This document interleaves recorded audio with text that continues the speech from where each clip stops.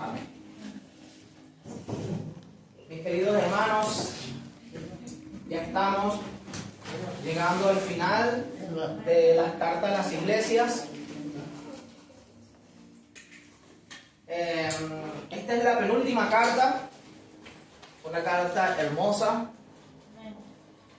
Resta una sola y es una de las, al igual que la de Tiatira, es una de las más fuertes, mensaje contundente. Pero hoy vamos a deleitarnos en esta y quiero que usted el día de hoy, más allá de los detalles técnicos de la clase, usted salga de aquí con el entendimiento sobre lo que Dios, nuestro Señor, pide y espera de su iglesia. Amén. Pide y espera de su iglesia. En el desarrollo de esta clase, vamos a darnos cuenta que entre la carta a Filadelfia y Esmirna no hay prácticamente diferencia alguna. Son básicamente el mismo mensaje, pero dicho con distintas palabras. Esta es una carta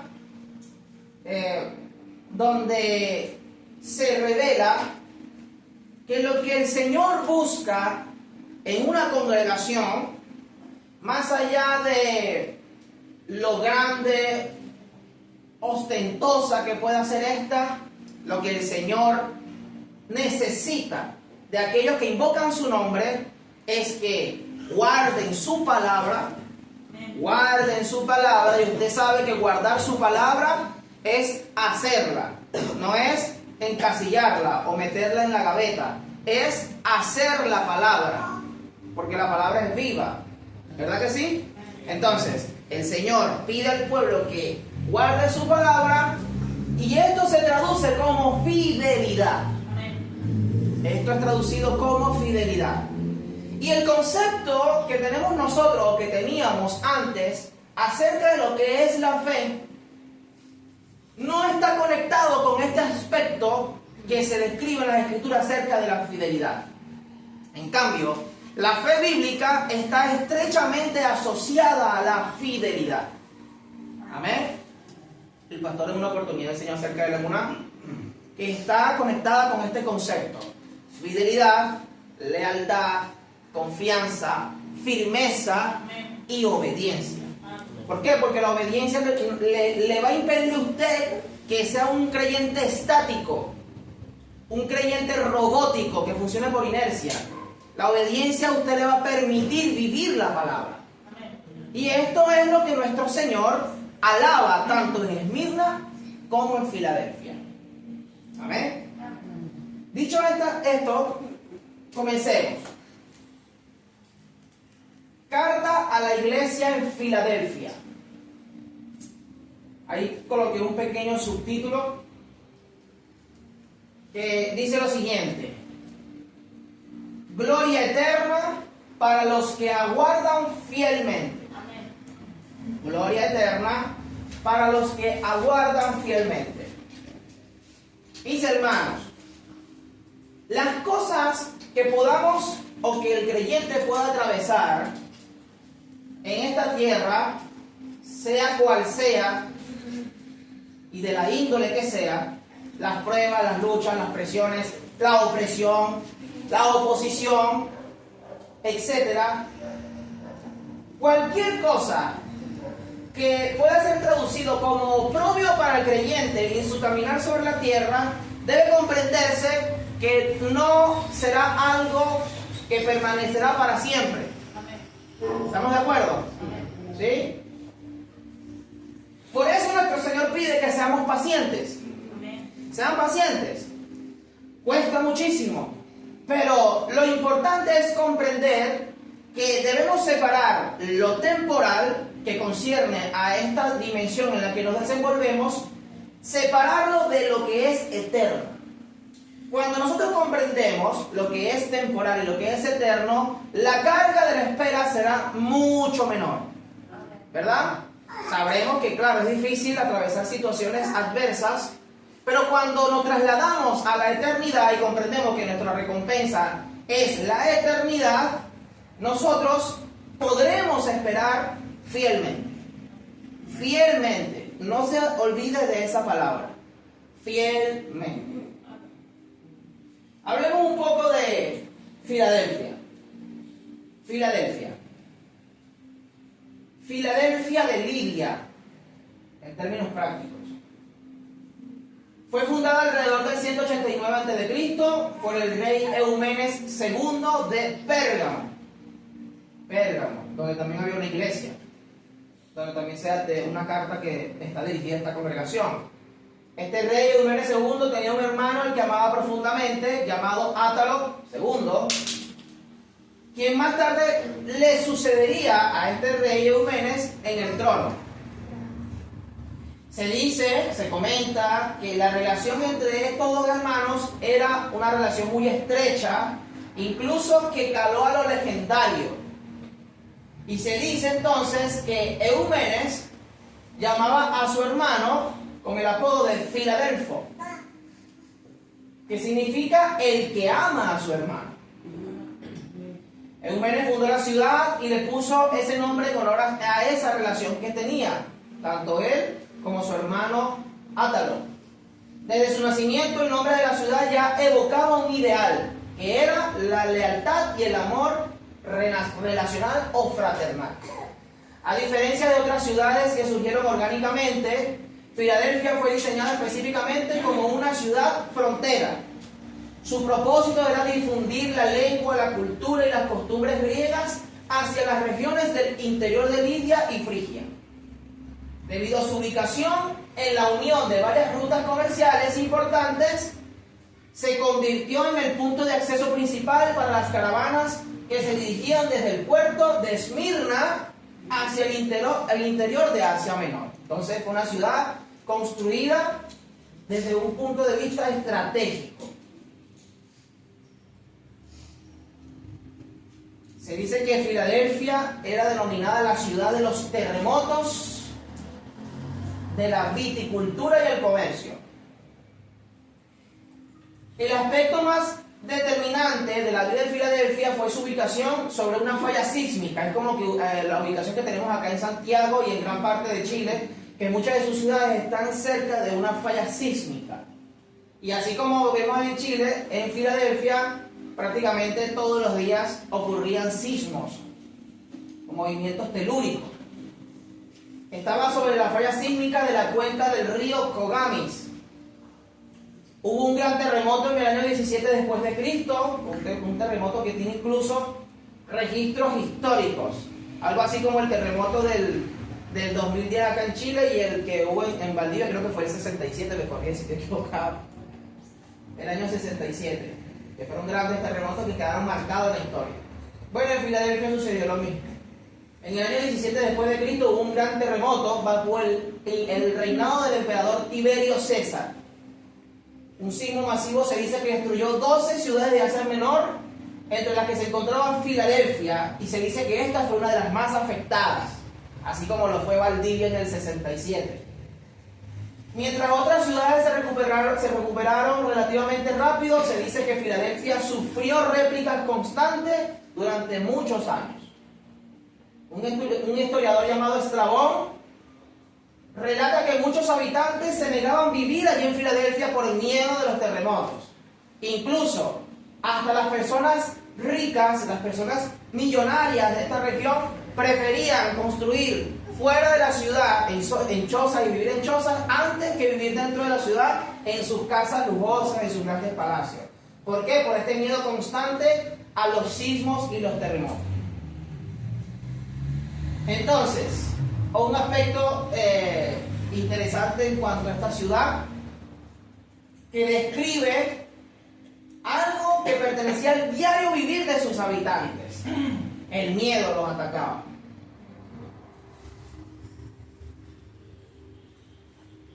Era una tierra fértil. Se dice que por estar cerca de este lugar, de esta falla, ¿cómo que se dice? Falla geológica, ¿ok? Había un volcán también y la ceniza volcánica abonó o sirvió de abono para la tierra, y esto hizo de esta ciudad, Filadelfia, una tierra muy fértil. Entonces, la fertilidad de la tierra volcánica que rodeaba la ciudad convirtió a esta en un centro agrícola de primer orden, es decir, era muy reconocida por su actividad agrícola.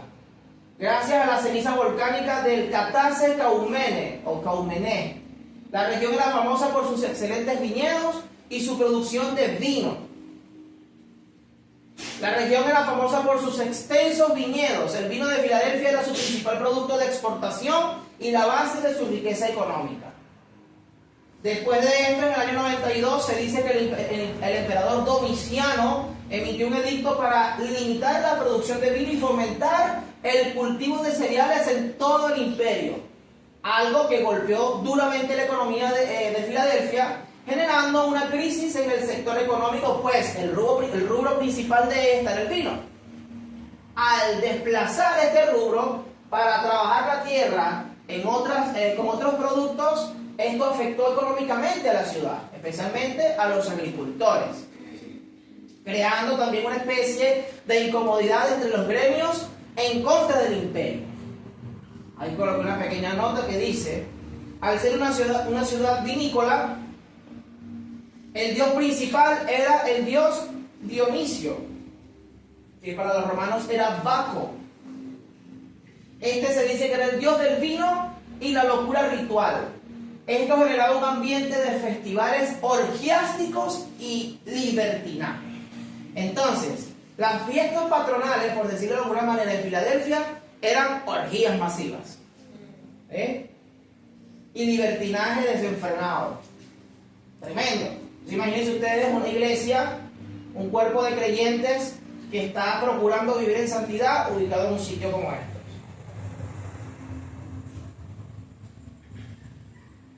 Otro punto importante: Filadelfia, cambio de nombres, arquitectura y estructura social.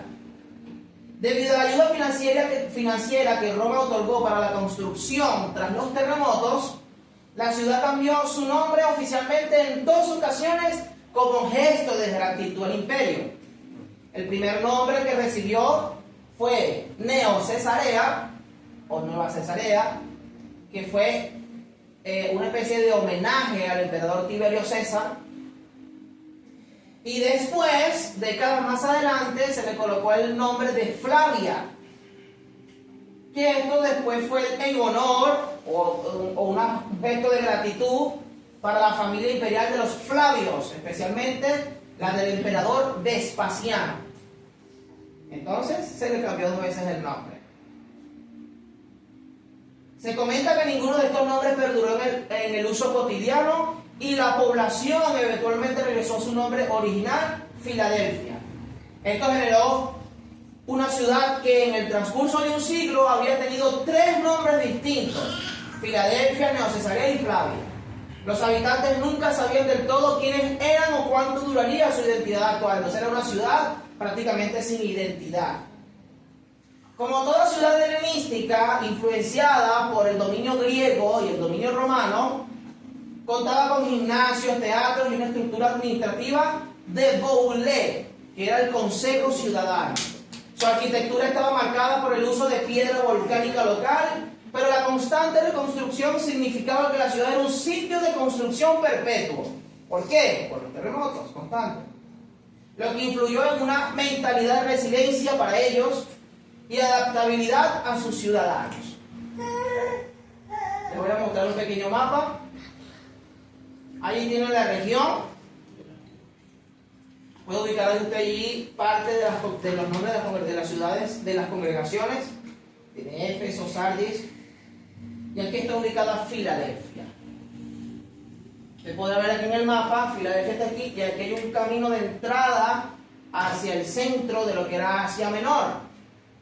Se le consideraba entonces a Filadelfia la puerta a la cultura de la expansión del helenismo y la cultura romana hacia el interior de Asia Menor. ¿Sí? Aquí usted ve todo lo que era el territorio volcánico, esto que está acá, y aquí estaba Filadelfia. Fíjense ustedes lo cercano que estaba de de esto que se denomina falla geológica. ¿Amén? Perfecto. Ahora vamos a lo que nos compete a nosotros. Carta a la iglesia en Filadelfia. Esto va a abarcar lo que es Apocalipsis capítulo 3, verso del 7 al 13. Amén. Vamos a ubicarnos todos.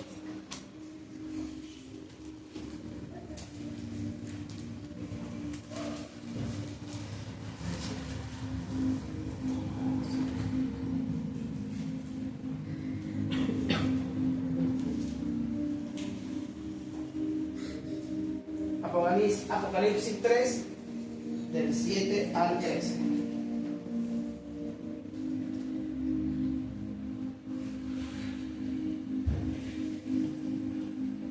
Del 7 al 13. Dice así entonces: escribe al ángel de la iglesia en Filadelfia.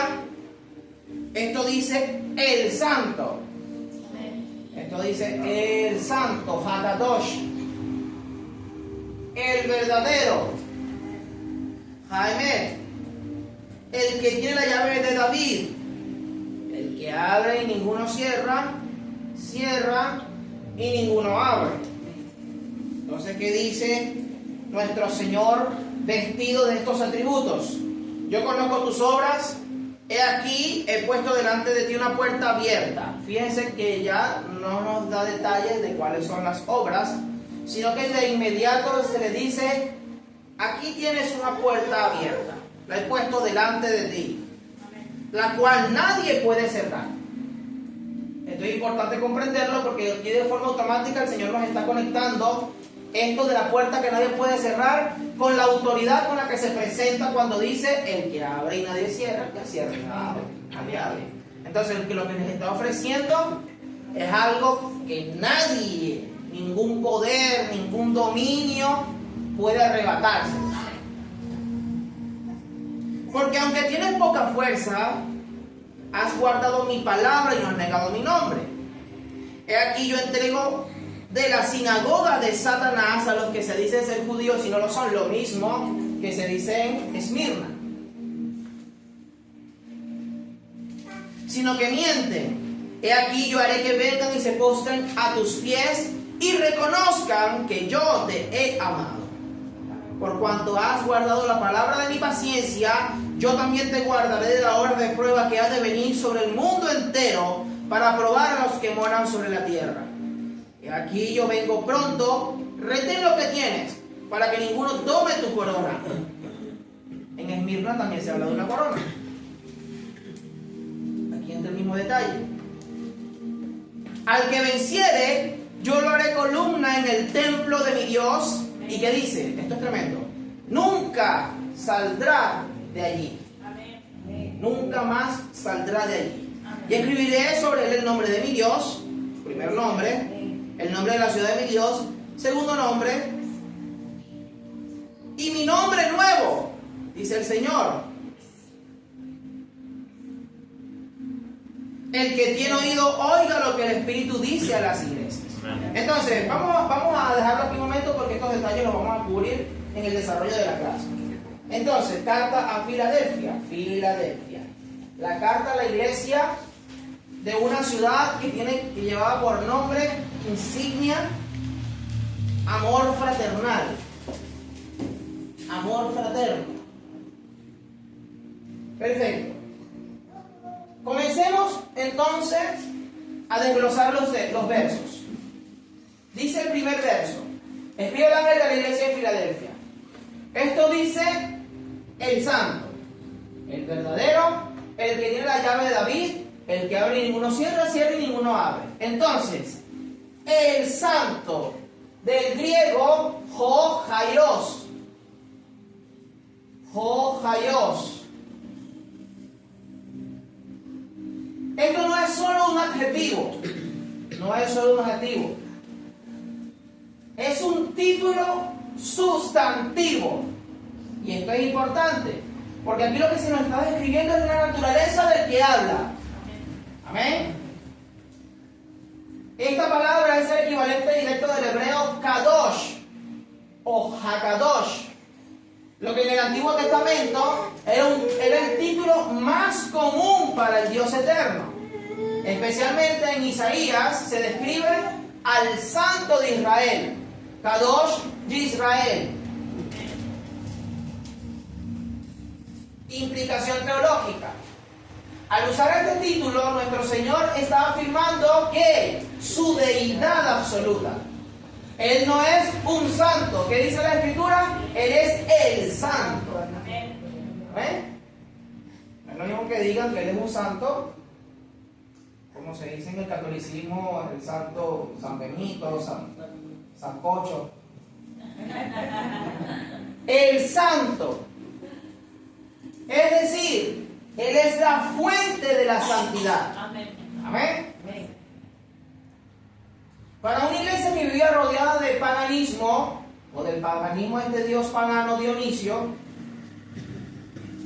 nuestro Señor al presentarse como el santo, ¿qué es lo que hace? Marca una línea ética y ontológica clara. Es decir, aquí ninguna deidad conocida por los seres humanos es nada. Aquí esto que consideran deidad los seres humanos es nada. Es lo mismo que se dice en las Escrituras, que los dioses son nada. Estos dioses ajenos, estos dioses de arcilla, de barro, de oro y de plata que los seres humanos acostumbraban a construir son nada. Lo que está diciendo nuestro Señor es: yo soy el verdadero santo. ¿Okay? De mí fluye la santidad. Entonces, la línea ontológica, ¿qué es lo que nos dice? Nos está hablando de su esencia misma, la fuente de la santidad. Nota, la expresión el Santo de Israel, Kadosh Israel, es uno de los títulos predilectos del profeta Isaías. ¿Para quién? Para referirse a Dios. Sin embargo, en la exégesis rabínica tradicional, tanto en los Targum, Midrash y comentarios medievales, existen pasajes donde este concepto o la santidad divina manifestada en la redención se vinculan directamente con la figura y la era del Mesías. Entonces, ¿qué hacían los intérpretes de los escritos proféticos, especialmente los judíos? Ellos asociaban esta expresión, el santo de Israel, Hakadosh Yisrael, estaba conectado estrechamente a la figura del Mesías y a la era del Mesías. ¿Amén? Entonces, nuestro Señor no es un santo, es el santo. Y así se presenta Él. El santo, el verdadero, dice esto. Ahora vamos con el verdadero. La palabra griega es aletinos o aletinos. Y aquí vamos a hacer una pequeña explicación.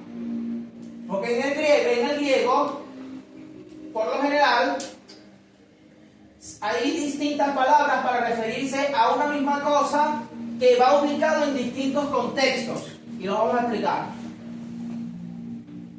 Entendamos que hay una diferencia entre esta palabra que está aquí, aletes, y la palabra aletinos, que es la que se nos entrega en Apocalipsis 3:7 acerca de lo que es verdadero.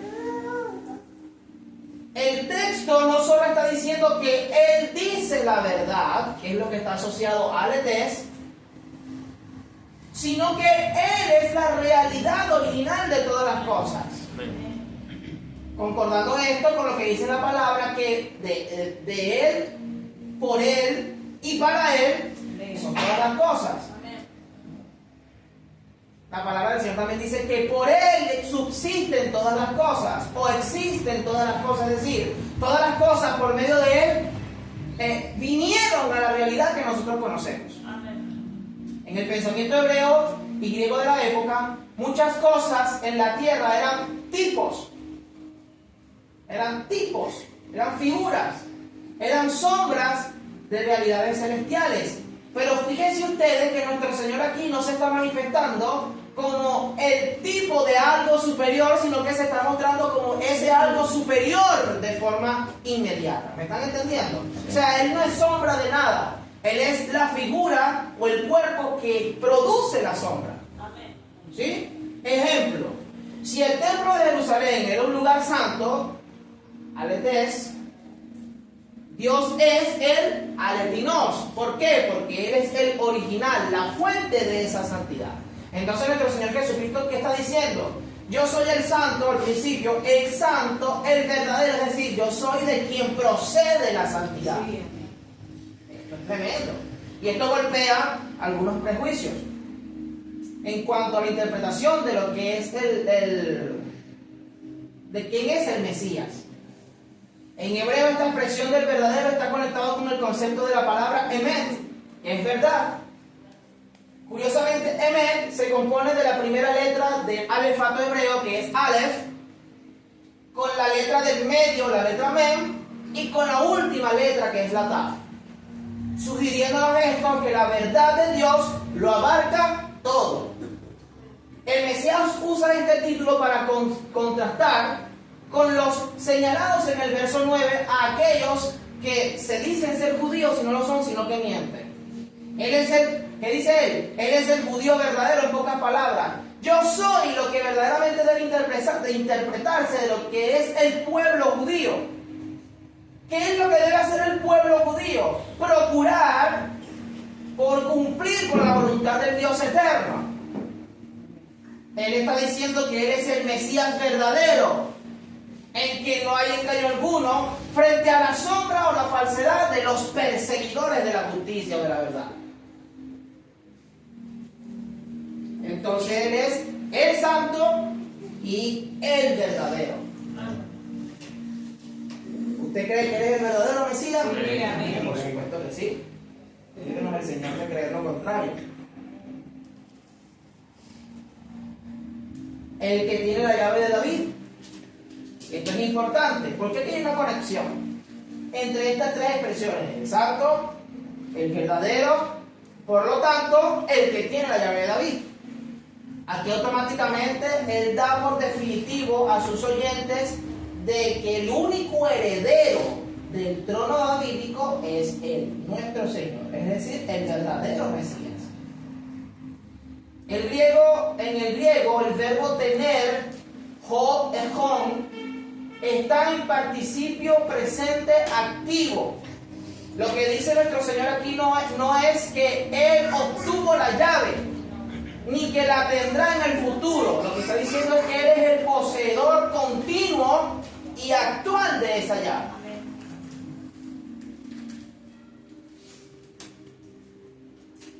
Esto de la llave de David, ¿con qué está conectado? Esto está conectado con Isaías 22:22, y este verso lo vamos a separar o fragmentar en dos partes. En Isaías 22:22, su primer tramo dice: y pondré la llave de la casa de David sobre su hombro. Aquí hay una conexión. Contexto: en tiempos del rey Ezequías hubo un hombre llamado Eliakim, que fue puesto sobre la casa del rey, desplazando a un mayordomo infiel, a un hombre infiel llamado Sebna. A este Eliakim se le dio la llave de la casa de David sobre su hombro. Eliakim era quien decidía quién tenía audiencia, quién podía acercarse al rey. Comparando esto con la palabra de nuestro Señor, podemos decir entonces que Él es el que tiene el control total sobre quién entra en el reino.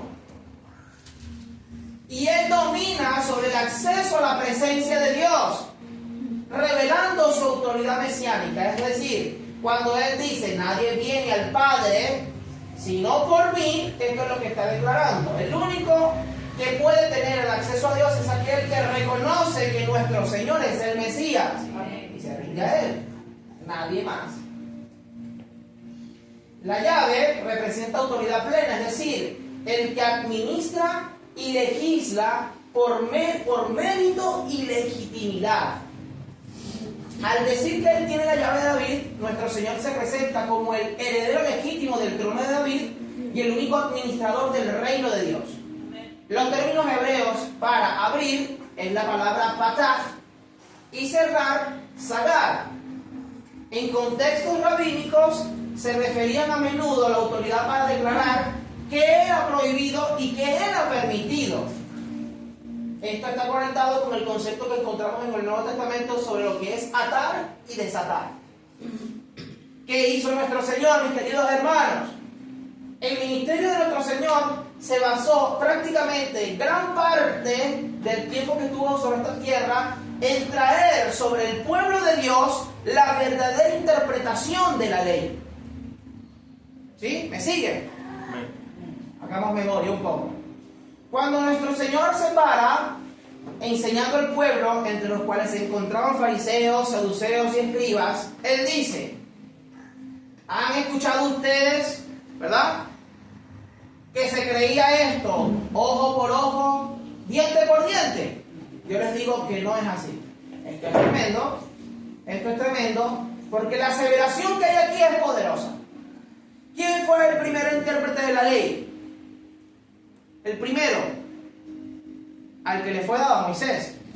Él fue el que le entregó la ley al pueblo. Él le dice: primero nuestro Dios escribe los 10 mandamientos y después Moisés escribe una lista de preceptos, ¿verdad?, que son entregados al pueblo. Él fue el que entregó la ley al pueblo. Después viene nuestro Señor y dice: no, ¿han escuchado esto? Pues no. ¿Ok? No es como que pasando por encima de lo que dice el siervo del Señor Moisés, ni mucho menos, sino que Él está trayendo la interpretación acerca de lo que realmente es el espíritu de la ley. Por eso es que debemos entender que cuando nuestro Señor nos entrega la revelación de lo que son los mandamientos de Dios, los mandamientos jamás podrán ser una carga. ¿Sí? Y Él vino a depositar esto en nuestras manos para que entendamos que si obedecemos los mandamientos según la interpretación que Él nos ha entregado, lo que es la ley, para nosotros no será algo imposible de cumplir. ¿Me explico? ¿Sí? No será cargoso. Y esto lo dice en un contexto donde lastimosamente los rabinos, porque en la época de los fariseos ya había comenzado esta tradición de los rabinos, personas que daban interpretación acerca de lo que es la ley. De hecho, en aquel entonces habían dos escuelas muy famosas, usted ya sabe, la escuela de Hillel, la escuela de Shammai, y cada uno tenía una interpretación distinta de lo que era la ley. Entonces, aquellos que se apegaban a las enseñanzas de Hillel guardaban y obedecían la ley de una manera, y los que se apegaban a la enseñanza de la escuela de Shammai guardaban y obedecían la ley de otra manera. ¿Qué hizo nuestro Señor? Es como yo digo, es como yo lo digo. Esto lo que revela es que Él es el Mesías. De hecho, los judíos en la interpretación acerca de lo que es el Mesías, ellos entendían que el Mesías sería el verdadero legislador. ¿Sí? Ustedes se acuerdan de la profecía de Jacob, donde hablamos en una oportunidad acerca de ¿cómo que se dice? No me acuerdo ahorita el término. Que de Judá será el cetro hasta que aparezca Shiloh. ¿Sí? En el Targum de Jonathan se dice que Shiloh es esta persona que traería al pueblo lo que era la verdadera interpretación de la ley. O sea, traería al pueblo la revelación de la Torá de una forma en como nunca antes se podría ver. Es decir, él sería no solamente rey, sino legislador sobre el pueblo. ¿Amén? Una vez se acabara lo que es la dinastía de Judá, llegando al punto del Mesías, no haría falta más interpretación de lo que era la ley, sino que él traería la revelación definitiva de lo que es la voluntad de Dios. ¿Amén? Sí. Perfecto. Apocalipsis 3:7, el que abre y ninguno cierra. Aquí vamos con la segunda parte de Isaías 22:22. El segundo fragmento del verso 22 del capítulo 22 de Isaías dice: abrirá, nadie cerrará, cerrará y nadie abrirá. Fíjense ustedes como esto de un contexto inmediato en el libro de Isaías se traslada de forma profética a nuestro Señor, y Él toma estas palabras. En el pensamiento hebreo esta frase no es una metáfora genérica sobre oportunidades, sino una referencia técnica a un cargo oficial en la corte de los reyes de Judá. La expresión utilizada es Asher al-Habayit. Asher al-Habayit, el que está sobre la casa. ¿Qué significa eso? Esto no es más que el uso de una estructura de paralelismo hebreo para enfatizar que la soberanía de nuestro Señor. Él es el soberano. De la misma manera en que se describen las palabras del profeta, de esa misma manera nuestro Mesías declara enfáticamente que Él es el que abre y ninguno cierra, cierra y ninguno abre.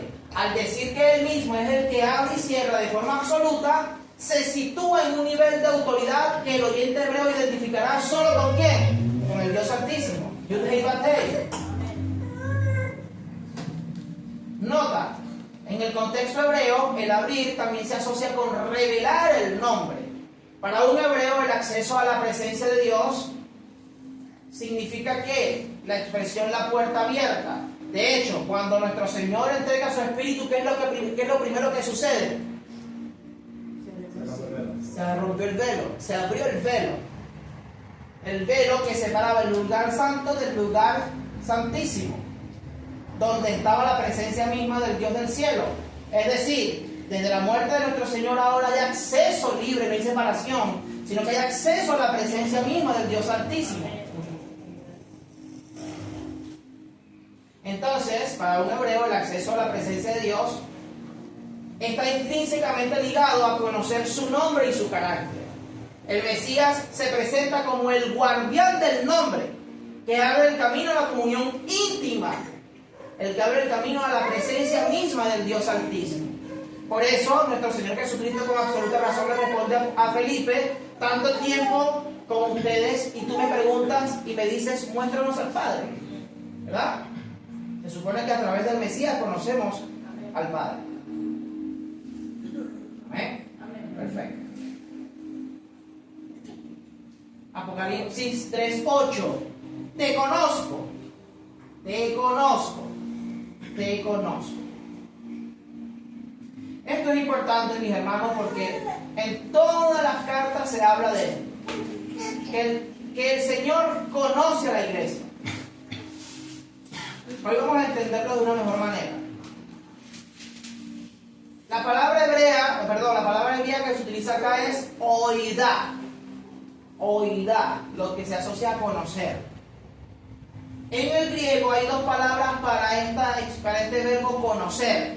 La primera es ginosko, que es conocer por experiencia progresiva. Un ejemplo práctico, así como se conocen las parejas en el transcurso de su vida matrimonial. Se van conociendo poco a poco. Al principio es algo de quizá choque, ¿verdad? Pero en la medida que se van conociendo, se van compenetrando. ¿Sí? Eso se asocia, por decirlo de alguna manera, a esta expresión o a este verbo griego ginosko. Pero el verbo que está utilizando nuestro Señor aquí es el verbo oidá, que también se usa para conocer. Pero no es el conocer como lo entendemos. Es conocer por intuición divina. Es ver con claridad absoluta. De forma interesante, oidá es gramaticalmente el tiempo perfecto del verbo ver. Es decir, cuando nuestro Señor les dice, te conozco, es decir, yo te veo. Te veo. O sea, que está atento a lo que hacemos.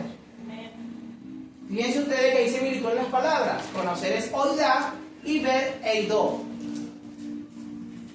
Literalmente lo que dice nuestro Señor es, he visto y por lo tanto sé. Para entender esta palabra oidá debemos compararlo con su cercano, que es el verbo ginosko. Ginosko se refiere al conocimiento que se adquiere mediante la experiencia. Para profundizar un poco más en esto. El aprendizaje o el proceso de conocer a alguien a lo largo del tiempo, es decir, un conocimiento progresivo. Oidá se refiere a un conocimiento intuitivo, absoluto e inmediato.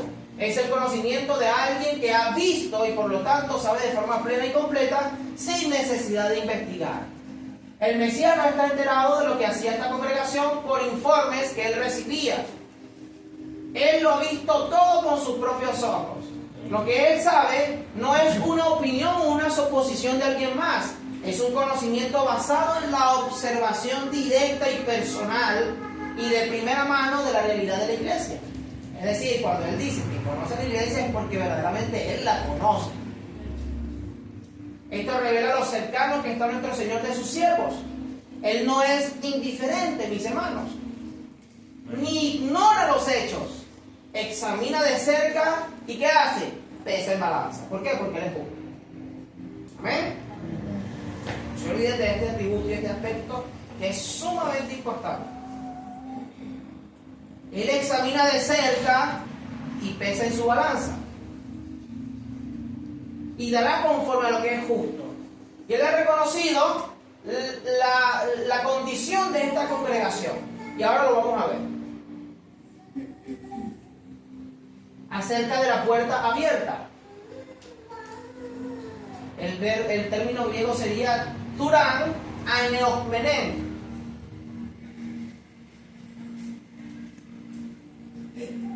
Turán aneokmenen.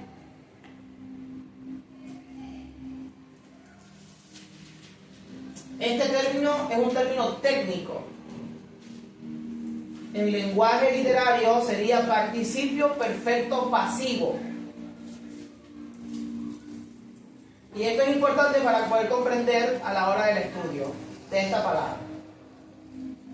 El tiempo perfecto en la expresión griega indica una condición que sucedió en el pasado, pero cuyos efectos continúan en el presente. Entonces, esto no es una simple puerta que se abre y se cierra. Es una puerta que ha sido abierta de par en par y así se mantiene. Eso es lo que le está diciendo el Señor a la iglesia. La puerta que está delante de ti es una puerta que está abierta completamente para que tú entres. Esto habla del agrado que sentía el Señor por esta iglesia. Sí. Amén. ¿Sí? Cuando el Señor le dice, he puesto delante de una puerta, que imagínense ustedes, pasa cuando quieras. ¿Me explico? O sea, tienes acceso libre. Y no creo que usted le abra las puertas de su casa a cualquier persona, ¿verdad? Usted le abre la puerta de su casa a alguien que es de confianza. ¿Cierto? Ok. La voz pasiva en el texto indica que la puerta no fue abierta por la iglesia de Filadelfia ni por esfuerzos humanos. Fue abierta por un agente externo, que es Dios mismo en nuestro Mesías. En el pensamiento hebreo, la puerta, bataj o zahar, va mucho más allá de un acceso físico. Es un concepto de estatus legal y espiritual. Y esto es lo que les acabo de decir. Es decir, nuestro Señor les está diciendo a ellos, pasen, porque ustedes son míos. La puerta abierta delante de ustedes, precisamente está abierta para ustedes y por ustedes. Ustedes tienen acceso a esto porque ustedes están haciendo algo que a mí me agrada, que yo apruebo. Para los creyentes de Filadelfia, muchos de ellos eran expulsados de las sinagogas locales. Entonces, para estos creyentes que se les diga que delante de ellos había una puerta abierta, significaba que aunque los hombres le cerraran a los discípulos fieles el acceso al culto terrenal, y esto sucedía mucho en el primer siglo, a nuestros hermanos creyentes en el Señor, judíos primeramente y después gentiles, a ellos se les excomulgaba de las sinagogas, ¿sí?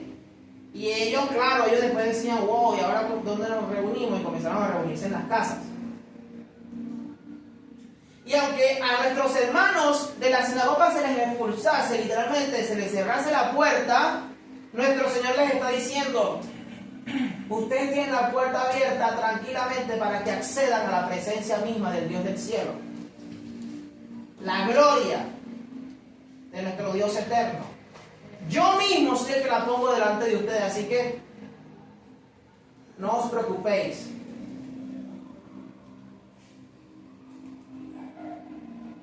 Seguimos en el verso 8. Poca fuerza. Nuestro Señor dice que Él ha visto que esta congregación tiene poca fuerza. Y vamos a entender esto porque aquí hay una conexión con el mensaje a la iglesia de Esmirna. A la iglesia de Esmirna se le dice directamente, yo conozco tu pobreza, ¿verdad? A esta iglesia se le dice algo similar. yo sé que tienes poca fuerza. Analicemos el griego. Mikran egis dinami. La palabra mikran, de donde viene el término micro en otro idioma, significa pequeña en cantidad o estatus. Y la palabra dinamis es poder, capacidad o recurso. Dinamis también está asociado a dunamis. El texto no dice que no tengan fuerza, sino que es poca. Esto indica que probablemente en esta congregación eran pobres. Pocos en número y sin influencia social. Es decir, se parecía a esta congregación en misma. Esto los relaciona. Y fíjense ustedes que son las únicas dos congregaciones que el Señor alaba. ¿Verdad? La expresión poca fuerza no es un reproche, sino un reconocimiento de la condición real de la iglesia y el escenario perfecto para la manifestación del poder divino. En el griego del Nuevo Testamento, la dinamis de Dios suele perfeccionarse precisamente cuando la dinamis humana es mikran, pequeña. Es decir, nosotros veremos con mayor fuerza manifiesto el poder del Dios Altísimo en nuestras vidas cuando más débiles y frágiles podemos aparentar ser. ¿Sí? Por eso nuestro Señor dice que su poder se perfecciona en la debilidad. Pero no en la debilidad de que, ay, yo peco y soy muy débil. No se trata de eso.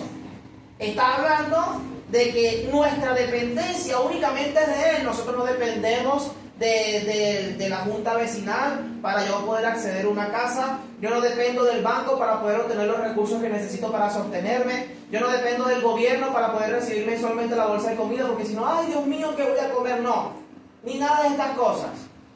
Nuestra dependencia es única y absoluta del Dios Altísimo. Aunque en el mundo nosotros del mundo no podemos recibir ciertas cosas, eso para nosotros no es problema, porque allí es cuando nuestro Dios hace gala de su poder y manifiesta su grandeza para con nosotros. ¿Estamos de acuerdo? Amén. Es allí donde se manifiesta su poder.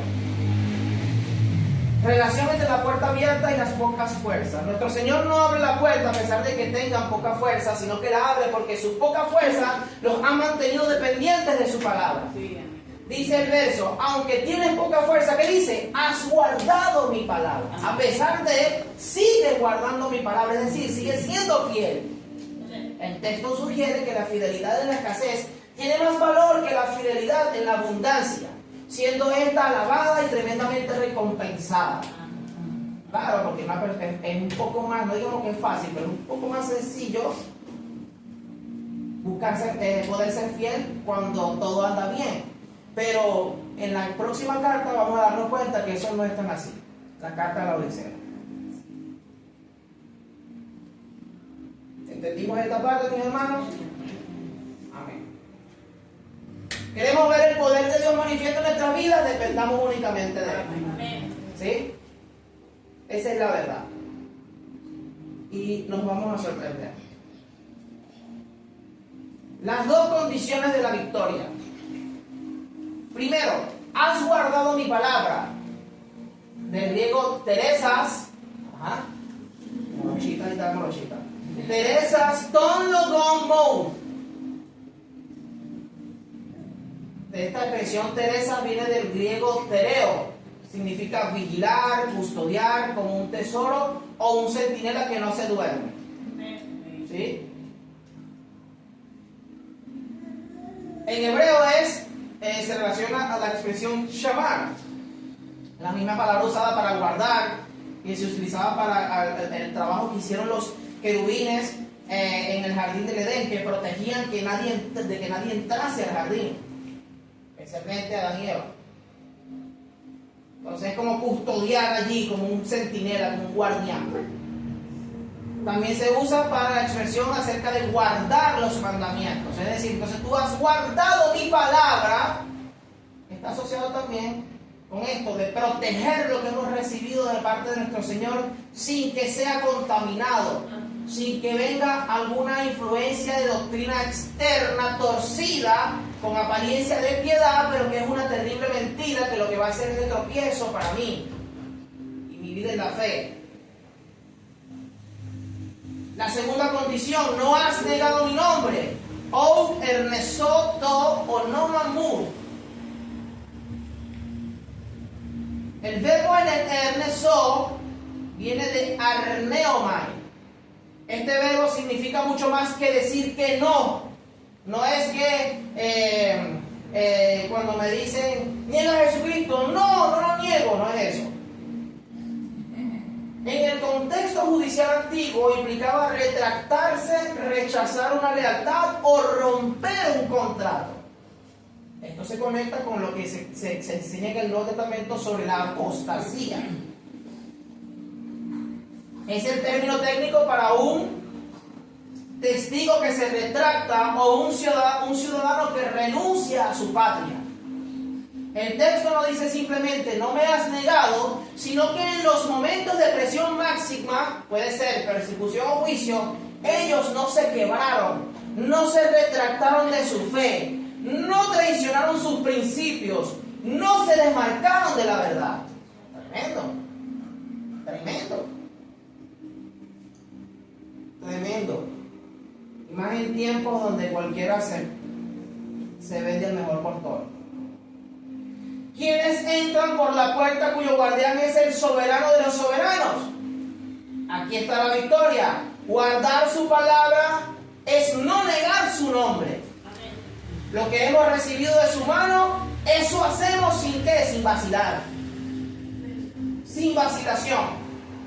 Somos fundamentalistas con lo que nuestro Señor Jesucristo ha enseñado. Amén. Amén. Fundamentalista, y entiéndase fundamentalista.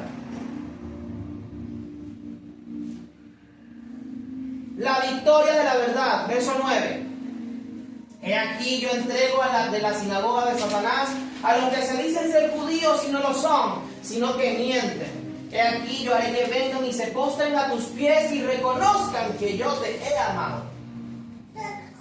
Entonces, los que dicen ser judíos y no lo son, debe comprenderse que la palabra judío en hebreo es Yehudí. Está asociado a la expresión el que alaba a Dios o alabador de Dios. Aquí se aplica la misma lógica del apóstol Pablo según Romanos 2, 28, 29 cuando dice que el verdadero judío es el que lo es en el interior. ¿Quiénes son esos? Los que actúan en pos de la voluntad y los propósitos de Dios. Ese es un verdadero judío. Entonces, no se trata solamente de la etnia o el ADN o la consanguinidad, no, se trata de hacer la voluntad de Dios. Por eso es que los gentiles recibían el Espíritu del Señor, porque se alineaban a la voluntad de Dios. Y claro, ¿quién es judío? Aquel que viene de forma legítima de Abraham y desciende de Abraham, pero que no hace la voluntad de Dios, o aquel que nunca fue, que era del pueblo recógnito por allá que nadie conocía, que ni siquiera aparece en el mapa, pero que sí está alineado a la voluntad y los propósitos de Dios. ¿Quién es el verdadero judío? ¿Me entienden? Entonces por eso nuestro Señor Jesucristo dice, hey, no todo el que dice Señor, Señor, no, es el que hace la voluntad de mi Padre. Y nuestro Señor Jesucristo dice, ¿quiénes son mi madre y mis hermanos? Los que hacen la voluntad de mi Padre. No el que lo dice, ay, yo soy tu hermano. No, el que hace la voluntad de mi Padre. Amén. Para nuestro Señor rechazarle y perseguir a su cuerpo, este grupo de judíos no creyentes, porque acuérdense que hubo judíos que fueron creyentes de nuestro Señor. De hecho, la gran mayoría al principio eran judíos. Después fue que incrementó el número de gentiles. Había perdido su derecho espiritual al título de asamblea de Dios. Kehal Adonai. Y son llamados por el mismo Mesías como asamblea de Satanás. Tremendo. Tremendo. No hay coherencia en decir que somos de Dios cuando no vivimos ni actuamos conforme a lo que Él ha dicho que debe hacerse. Primera de Juan 2, 3, 5 dice, y en esto sabemos que nosotros le conocemos. ¿De qué manera? Si guardamos sus mandamientos. El que dice, yo le conozco, y no guarda sus mandamientos, ¿qué es? Mentiroso. Y la verdad no está en él. Pero el que guarda su palabra, que es lo mismo que sus mandamientos, en este verdaderamente de Dios se ha perfeccionado. Por esto sabemos que estamos en Él. ¿Se están dando cuenta del mensaje? A los que aparentan ser de Dios, pero son del diablo, se les dice proskinezousin. Este término griego significa postrarse en reverencia o dar homenaje. Es decir, aquellos que son sinagogas de Satanás, que son unos mentirosos porque con su boca dicen que aman a Dios, pero por dentro están llenos de maldad, de lujuria, de perturbación, de homicidio y de toda cosa mala. A estos se les dice: ustedes van a venir y se van a postrar delante de aquellos reconociendo que yo a estos sí los amo y a ustedes los aborrezco. Esto no quiere decir que adorarán a la iglesia, ni mucho menos, sino que reconocerán la presencia de Dios en ella. Tremendo. Tremendo.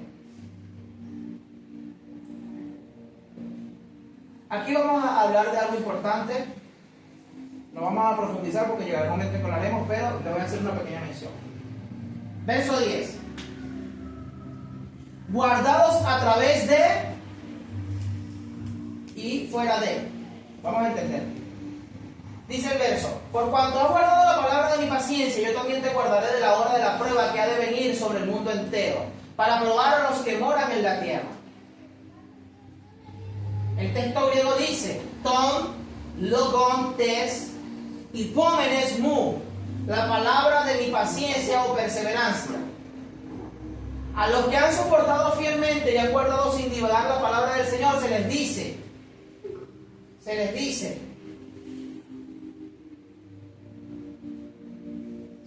lo siguiente. Y la expresión griega sería: Kagou se tereso ek tes horas tou paisamou. La preposición ek, que es esta que les acabo de resaltar acá, ek,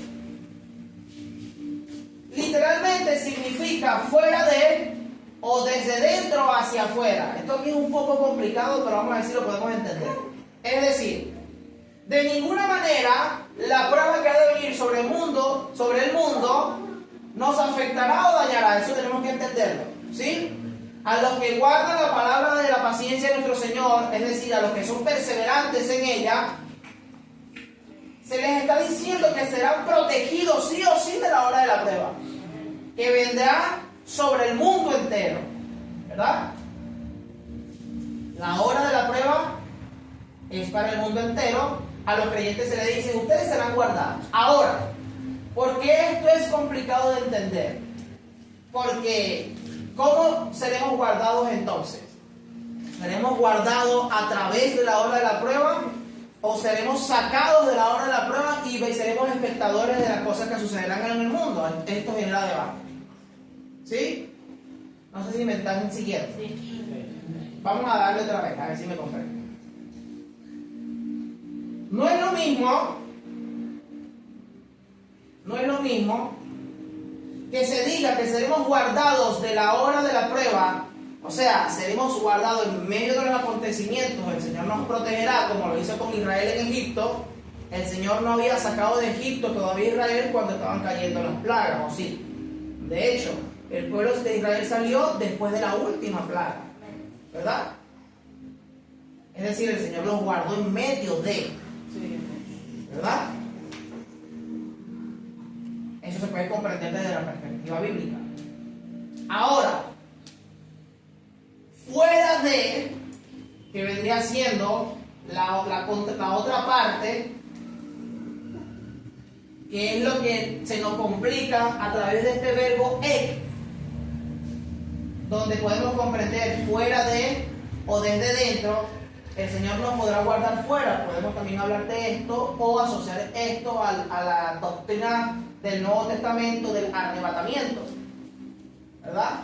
Pero hay que comprender que habría que estudiarlo más a profundidad, porque la idea planteada sobre este asunto solamente está en el Nuevo Testamento. De resto, nuestro Dios eterno guardó a su pueblo en medio de. Eso lo vemos en el Antiguo Testamento. ¿Me explico? Eso lo vamos a abordar más adelante, vamos a profundizar en ello aquí, pero quiero que ustedes tengan esto en cuenta. Porque nuestro Señor está diciendo: a los que han guardado mi palabra, yo los voy a guardar. Es decir, eso es un hecho. Serán librados sí o sí, de una manera u otra. En medio de o fuera de. Entonces, no hay juicio para los que son del Mesías, amén. No hay juicio para los que Él dice que son suyos. Él mismo ha prometido, porque tú guardaste, y esta es la palabra, etereas, yo te guardaré, teresó. Es decir, lo que vimos en la lámina anterior, teresó está asociado a que te protegeré, como el centinela que está velando por la protección de algo. Eso es lo que está diciendo nuestro Señor. Como tú fuiste un guardián de mi palabra, yo seré tu guardián. Amén. A usted no le va a pasar nada. Cuando usted vea que el mundo está cayéndose a pedazos y que todos los impíos, y perdónenme la expresión, no quiero ser aquí extremista ni mucho menos, pero que todos los malvados, los que aborrecen al Señor, estén recibiendo su justo castigo, porque tuvieron su tiempo, ¿verdad? El Señor dice que al fiel, al que ha guardado su palabra, Él simplemente será guardado. Entonces pensemos en Israel en Egipto, en tierra de Gosén, ¿verdad? Pensemos en Israel entonces. Nada, usted veía que, imagínese usted que sería el mapa entonces de Chile. Estamos en Chile nosotros, entonces ve a Concepción, a Valdivia, a Valparaíso, cayéndole los granizos gigantes y todo quemándose y Santiago no le pasa nada. Algo así. Ahí en Gosén no pasó nada. Nada. Ni una mosca se metía para allá echar broma. Entonces podemos pensar que está más cercano a esta idea, pero es debatible y todavía sigue siendo debatible y mucha gente lo debate hasta el día de hoy. ¿Sí? ¿Se entendió esto, mis queridos hermanos? Es importante que lo comprendan, por favor. Lo que sí es destacable es que sí o sí seremos guardados. Amén. Pero hay una condición: hay que guardar su palabra. Él dice: como tú guardaste, yo te guardo. Es decir, si tú no guardas, no te guardo. ¿Verdad? Y está fuera de. Importante comprenderlo. Verso 11. Su venida está en marcha. Viene rápido. He aquí yo vengo pronto. Retén lo que tienes para que ninguno tome tu corona. Vengo pronto, del griego el homai está aquí. El homai está aquí. Nuestro Señor utiliza el presente continuo, el homai, que no solo significa vender en el futuro, sino que describe un proceso que está en marcha. Es decir, estoy viniendo. Es como para que la persona se mantenga alerta. ¿Me explico? Si usted sabe que Él está viniendo, usted se mantiene fiel. El análisis de la palabra griega aquí es la siguiente. Aquí no siempre significa en poco tiempo cronológico, sino de forma repentina. Es decir, yo estoy viniendo y vendré rápido o sin demora una vez que el evento comienza. Esta palabra taqui es la raíz del término técnico taquicardia. Taqui, rápido, cardia, movimiento rápido del corazón. Entonces, rápido. Retén lo que tienes. Entonces, vengo pronto. Hey, estoy viniendo, estoy aquí, mantente alerta. ¿De qué manera? Reteniendo lo que tienes. ¿Qué es lo que tenía esta congregación? ¿Qué es lo que tenía? Lo acabamos de ver. Eran fieles al Señor, guardaban la palabra del Señor. Es decir, no dejes de guardar mi palabra, porque yo estoy viniendo. Esta expresión, kratei tubequis, significa aferrarse con agarre de hierro. Es como que usted se soldó las manos allí con la palabra y allí no hay nadie que lo separe de ella. ¿Me explico? Retén lo que tienes, agárrate, suéltate ahí. Esta es una orden de firmeza inquebrantable. No hay que olvidar que la promesa es ser librados de la hora de la prueba que ha de desatarse sobre el cosmos, sobre el mundo. ¿Qué es lo que tenía esta congregación? En lo absoluto eran posesiones materiales, y ya lo vimos cuando abordamos el tema de las pocas fuerzas. Ni riquezas. Lo que nuestro Señor alaba y reconoce en esta congregación, al igual que en Esmirna, es el ser fieles. Entonces, lo que hay que retener, como si nuestra vida dependiera de ello, algo que no es figurativo, es la fidelidad a nuestro Señor, pues viene y viene rápido. Y quien sea negligente en su compromiso de mantenerse firme, puede que pierda su corona. Por eso dice, estoy viniendo, ¿como para qué? Para que te mantengas alerta y firme.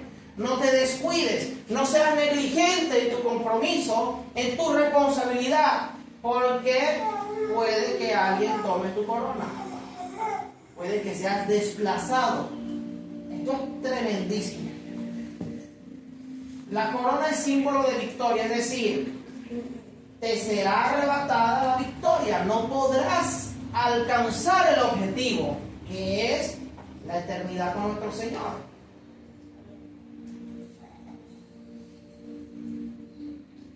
Verso 12, estamos terminando. Promesa para el vencedor. Al que venciere, yo lo haré columna en el templo de mi Dios y nunca saldrá de allí. Y escribiré sobre él el nombre de mi Dios, el nombre de la ciudad de mi Dios, la Nueva Jerusalén, la cual desciende del cielo, de mi Dios, y mi nombre nuevo. En una ciudad devastada por el terremoto que hablamos al principio del año 17 después de Cristo, donde las columnas de los templos paganos yacían rotas en el suelo, esta promesa era tremendamente poderosa. La palabra griega para columna es stilus o estilos. Una columna no es solo un adorno, es un elemento estructural que sostiene el peso de un edificio. Nuestro Señor también dice, no solamente los haré columna, sino que al ser columna jamás saldrán de allí. El griego es Kaieho Oumexelteti. Es una de las promesas de seguridad más poderosas que podemos encontrar en el Nuevo Testamento. Aquí hay una cuestión que en términos literarios se llama la doble negación enfática, y lo vamos a ver, y se lo voy a explicar bien. Hay una palabra griega, que es esa que está allí, que es oumi, y es lo siguiente, significa lo siguiente, o se puede entender de la siguiente manera. Esto es una forma de negación fuerte, o lo más fuerte posible. Cuando se agrega al texto, que está aquí arriba, que es nunca más saldrá de allí, y se coloca esta negación, oh me, es como que si nuestro Señor le estuviese diciendo, de ninguna manera saldrán de allí. Es como que una negación redundante. O bajo ninguna circunstancia saldrán de allí.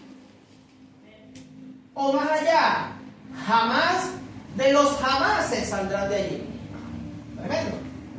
Los haré templo de mi Dios y allí quedarán cimentados.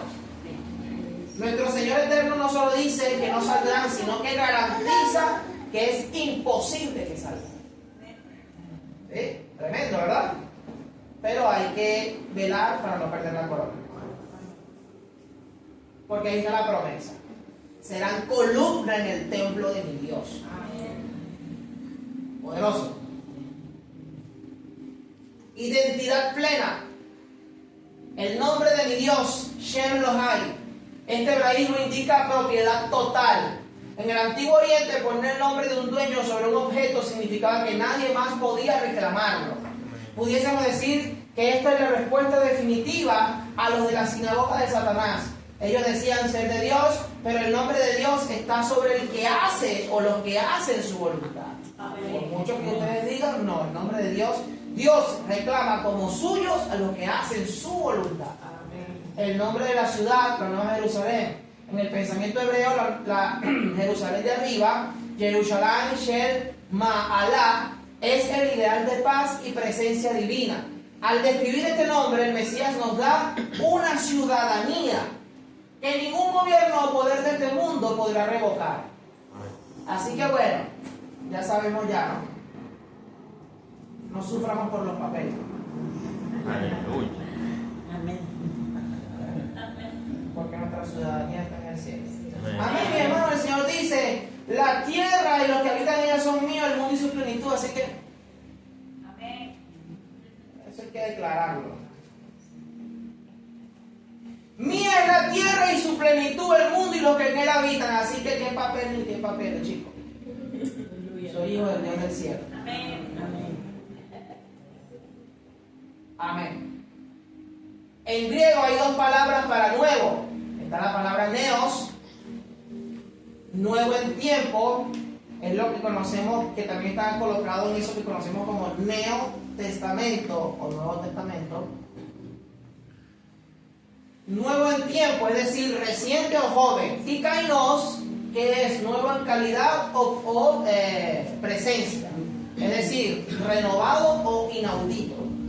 Este nombre no es solo una etiqueta distinta, es una revelación fresca y gloriosa del carácter de Cristo que solo los redimidos conocerán.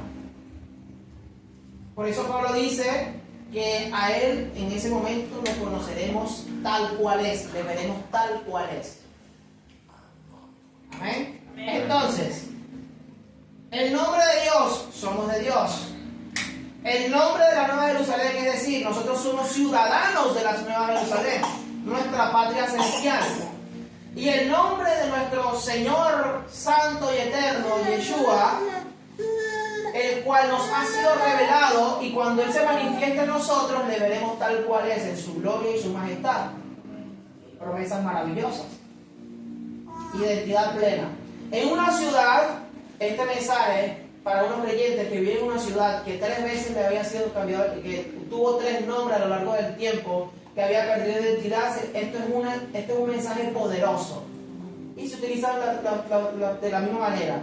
3 nombres de forma secular, 3 nombres de forma espiritual. Amén. Es una palabra reconfortante que quita de en medio de incertidumbre. Amén. Entonces, para terminar, Filadelfia y Esmirna son prácticamente una misma carta, prácticamente, donde el Señor alaba lo siguiente: alaba y reconoce la fidelidad y la premia, la fidelidad de sus siervos y la premia y el guardar su palabra aunque nuestra vida dependa de ello. En Esmirna se le dice a los hermanos: sed fiel hasta la muerte y te daré la corona de la vida. Y aquí a nuestros hermanos se le dice: guarda mi palabra para que nadie tome tu corona. ¿Amén? Entonces, mis hermanos, de forma indiscutible, lo que debemos seguir nosotros no es lo que dice el ser humano acerca de lo que Dios cree o piensa, o lo que Dios ordena, sino lo que nuestro Señor Jesucristo ya ha dicho. Cuando vivimos como nuestro Señor Jesucristo vivió, viviremos haciendo la voluntad de Dios Altísimo. Amén. Amén. Es decir, nuestro Señor es el modelo de obediencia, de santidad, de compromiso, de entrega, de amor, modelo que nosotros debemos seguir. Cuando nosotros vivimos nuestras vidas conforme a como Él lo hizo mientras estuvo en esta tierra, nosotros estamos apegados, unidos a Él. ¿Amén? Él dice: si me aman, guarden mis mandamientos, dice el Señor. Amén. Si me aman, guarda mis mandamientos. Es decir, el amor está estrechamente ligado a la obediencia. Yo no puedo decirle al Señor: te amo. No. Y estoy desobedeciendo. Yo le demuestro al Señor que realmente para mí lo que Él dice es importante y es vital en mi vida cuando le obedezco. ¿Sí? No, mi hermano, es que acuérdate que no quiero decir esto. No caigamos en ese error. No caigamos en ese error. La Biblia es lo suficientemente clara. No necesita más interpretaciones. No las necesita.